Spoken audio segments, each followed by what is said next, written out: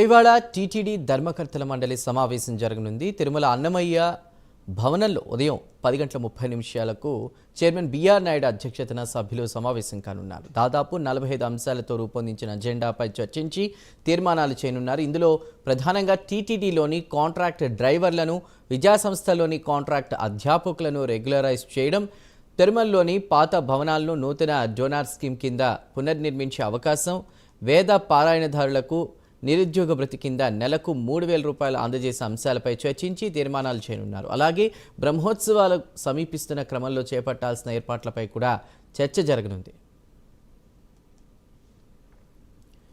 Right, తిరుమలలో జరిగిన సమావేశానికి సంబంధించి పూర్తి డీటెయిల్స్ మా ప్రతినిధి సునీల్ అందిస్తారు. సునీల్, 45 అంశాలతో కూడా ఒక సమావేశం నిర్వహించినట్టు తెలుస్తోంది. తిరుమలలో చేపట్టబోయే కార్యక్రమాలకు సంబంధించి పూర్తి డీటెయిల్స్ ఏంటి?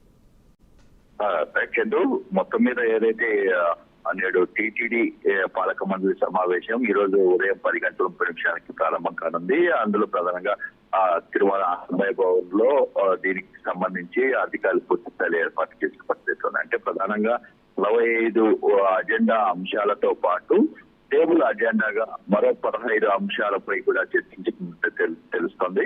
ముఖ్యంగా ఏదైతే టీటీడీలో ఉన్నటువంటి కాంట్రాక్ట్ డ్రైవర్లకు సంబంధించి కావచ్చు, ముఖ్యంగా ఇదే కాకుండా ముఖ్యంగా గతంలో మొన్న జరిగినటువంటి ఇన్సిడెంట్, అంటే ఏదైతే అన్నమతస్తులని ఇప్పటికే తొలగింపు, ఆ అన్నమతస్తులకి సంబంధించి కూడా పూర్తి స్థాయిలో ఈ బోర్డు మీటింగ్ లో ప్రధానంగా చర్చకు రానున్నట్టు తెలుస్తుంది. ఎందుకంటే ఈ అన్నమతస్తులు మొత్తం ఎవరైతే ఉన్నారో వారందరినీ తొలగించే విధంగా చర్యలు చేపట్టే అవకాశం ఉన్నట్టు కనపడుతుంది. మరోవైపు బ్రహ్మోత్సవాలకు సంబంధించి వాహన సేవలు ఎలా ఉండబోతున్నాయి, ముఖ్యంగా వాహన సేవలకు సంబంధించి భక్తులకి ఎటువంటి ఏర్పాటు చేస్తున్నారు అంటే ప్రధానంగా ముఖ్యంగా ఈసారి ఇస్రో సేవలు ఏదైతే భక్తులకి అందించాలని ఏదైతే టీటీడీ పాల్గొంది, అంటే ప్రధానంగా ఇస్రో నుంచి ఎందుకు తీసుకోవాలంటే ఈసారి బ్రహ్మోత్సవాలు ఎంతమంది తిలకించారు, ముఖ్యంగా ఎక్కడెక్కడ ఈ బ్రహ్మోత్సవాలు తిలకిస్తున్నారు అనేది శాటిలైట్ ద్వారా తెలుసుకోవాలని ఈసారి ఇస్రోని సంప్రదింపులు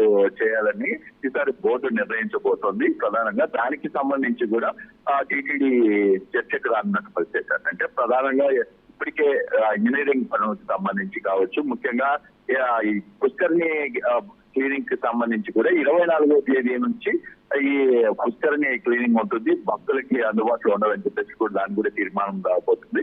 ముఖ్యంగా మరోవైపు భక్తులకి సంబంధించినటువంటి ఎటువంటి ఏర్పాటు చేయబోతున్నారు. ఎందుకంటే గతంలో ఇప్పుడు తిరుమలలో ఉన్నటువంటి పరిస్థితి ఏంటంటే ఒక్కటే ఈ అద్దె గదులు దొరక్క తీవ్ర అవస్థలు పడుతున్నారు భక్తులు. దానికి సంబంధించి పాత డోనర్లు, అంటే ఏదైతే పాత డోనర్లకు సంబంధించిన బిల్డింగ్లు, ఆ డోనర్లు వాళ్ళు రెనోవేషన్ చేయకపోవడంతో ఆ బిల్డింగ్లని మళ్ళీ కొత్త వాళ్ళకి టెండర్లు పిలిచి వాళ్ళకి ఇచ్చేందుకు కొద్దిగా ఈ రోజైతే నిర్ణయం తీసుకోవాలని తెలుస్తుంది. ఎందుకంటే ఇప్పటికే కొత్తగా నిర్మించాల్సినటువంటి చాలా ప్రాంతాల్లో అవి నిలిచిపోవడంతో ఆ కొత్త డోనర్లకి ప్రకటించే అవకాశం ఉంది. దానికి సంబంధించి కూడా టెండర్లని పిలిచే అవకాశం ఉన్నట్టు కనిపిస్తుంది. దానికి సంబంధించి కూడా కీలక నిర్ణయం తీసుకోబోతున్నారు. అంటే ప్రధానంగా స్వామివారి దర్శనానికి సంబంధించి ఎటువంటి నిర్ణయాలు తీసుకుంటారు అంటే ప్రధానంగా భక్తులకి సంబంధించి ఎటువంటి దర్శనాలు, అంటే ఏఐ దర్శనం కల్పించాలని అతి త్వరలో ఆర్టిఫిషియల్ ఇంటెలిజెన్స్ దర్శనాన్ని కల్పించే విధంగా టీటీడీ కీలక నిర్ణయం తీసుకోబోతుంది. ఎందుకంటే ఈ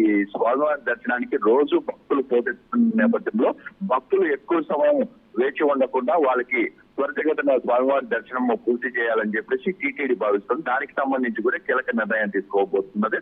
ముఖ్యంగా ఈ రోజు పాలక మండలి సమావేశానికి ఇప్పటికే పాలక మండలి సభ్యులంతా మొత్తం హాజరవుతారని చెప్పేసి, ఎవరైనా హాజరు కాని సభ్యులు వర్చువల్ గా సమావేశం అవుతారు. మధ్యాహ్నం 3 గంటల కల్లా టీటీడీ మీడియాతో ప్రకటించ, అంటే ఏదైతే తీర్మానాలు అయితే చేస్తుందో అవన్నీ మీడియాతో ప్రకటించే అవకాశం నాకు తెలుస్తుంది. Chandu. Right Sunil, thank you for the updates.